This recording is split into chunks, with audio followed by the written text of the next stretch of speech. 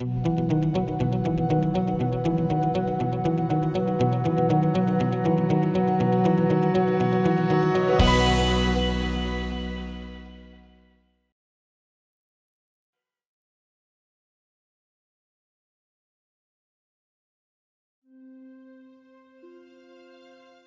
both kind of started out on our own doing different things. John went into business with his dad. That evolved. I went into a mortgage industry, and that evolved to eventually we got married, had children, and subsequently have purchased the business about almost 10 years ago now. And from that moment in time, it's completely grown from probably about 12 people to now 67. The aviation came about when business became pretty hectic in the growth process of the business. Getting away is very minimal and very hard to do. And you know, you're doing 18, sometimes 20 hours a day, and just any time to get away. And when you do get a moment, you're so exhausted from, you know, just that time you've been put into the business that, you know, traveling anywhere becomes, you know, somewhat difficult. So I went ahead and went through getting my pilot's license, and this was early 2000s. It would benefit me a lot because it would allow me to take advantage of what little bit of time you do get, you know, running a business, and be able to get somewhere pretty quickly to get away, and also not have to travel commercially in order to seek out specific items for the business, such as, you know, searching out new equipment, machinery, going to auctions for equipment. That was bogging us down a lot because commercial flight is very time consuming and just not fun at all. What we found was it really did open the opportunity for the business to grow even further. Today we use the airplane to travel to and from us up and down, particularly the East Coast, into the Midwest for auctions, large auctions for heavy equipment, machinery. We've had 3 aircraft.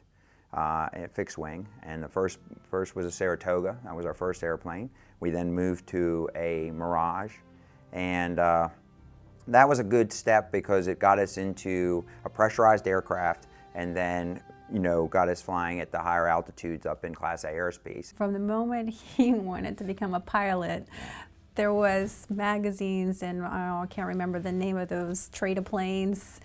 The Pilatus was probably on the list then. It was. Yeah. And so it's been a goal since the moment he got his license. Everything I'd heard about the PC-12 in relationship to its range, its ability to for payload, and you know, its ability for you know, being great in weather of all types. We did some tremendous research. Traveling to air shows, different things, going to see all the different manufacturers directly, and spending time in each airplane. We seriously considered the TBM, and we also looked at the Embraer 100.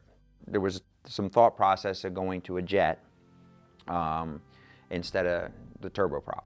And we looked at the King Air C90, and we looked at the 200. Never have flown 2-engine aircraft in the past, so that wasn't an issue for us. It was all about what was going to do the mission and where, you know, its range and capacity for carrying people. And the Embraer was also an issue with, you know, to be able to load up more than 3 people, you know, pilot, co-pilot, and a single person in the back, or even 4 people, you started taking a tremendous amount. You had to take fuel off, and it really hurt your range. Really excited us about the Pilatus was that you were getting a fuselage that was equivalent to larger than the 250 King Air, and somewhere in between that and the 300. And for the economics of what you were paying for, you were getting a lot of airplane, you know, and being able to travel great ranges with it, and be able to go at fairly good speed and accomplish all 3 things.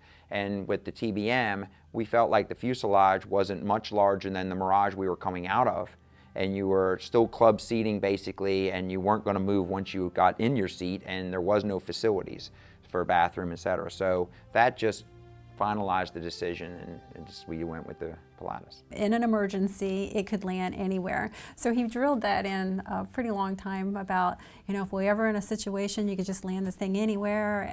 Short runways for the municipal airports, you don't have to worry about, your fuel. If you're full of fuel, you could still land, even if you need to turn around. That was kind of a key point. In addition to all the other major features of the size that you can, bring everybody and their uncle. Some of the locations we fly into, whether it be for fun activities for the weekend or whether it be for business, having that ability, like Theresa says, to be able to get into short fields and get in and get out, gets you closer to your destination, and you're not locked into flying into longer fields that a jet, for instance, would require. And the bathroom. The bathroom. Yeah, it seems like a silly thing, but I guess mentally having that extra facility on board just kind of, makes the ride more comfortable. Last year we did an excursion to Colorado with our sons and skiing, and that was a very memorable trip. It was a great trip, and we had a great time, and loaded up everyone and the skis and the bags, the boots, and out we went. Pilatus was something that was way out there when we first started and got closer and closer and closer. And so you read a lot about it, and you're constantly gaining information about, different aircrafts when you're considering moving up. And for this year that I've been flying, a little over a year now, 190 hours I've had in it, it's met all my expectations. You have to look at the mission. We might be in the running for a demolition job. They'd like to see what we've done in the past, and we can take them to a location and show them that. So that's kind of our weekday thing, besides using it to travel further for equipment purchases. The general public, unfortunately, has this thought that, airplanes need to have 2 engines. Engines are so advanced, so incredibly dependable, that there just isn't an engine issue. To have a second engine on an aircraft doesn't really gain you any speed, but what it does make it is a lot more inefficient, because you're burning twice the amount of fuel and for basically the same trip. And the landings are always just so smooth. Even when he's like, oh, I didn't hit that one right, passengers, they can't tell. They're still much smoother than, I mean, he's a great pilot, but I think that the aircraft also the trailing landing gear kind of helps out a little bit. It even makes it when maybe you're not on your game that day, but that trailing landing gear certainly does make it look like you're on your game all the time.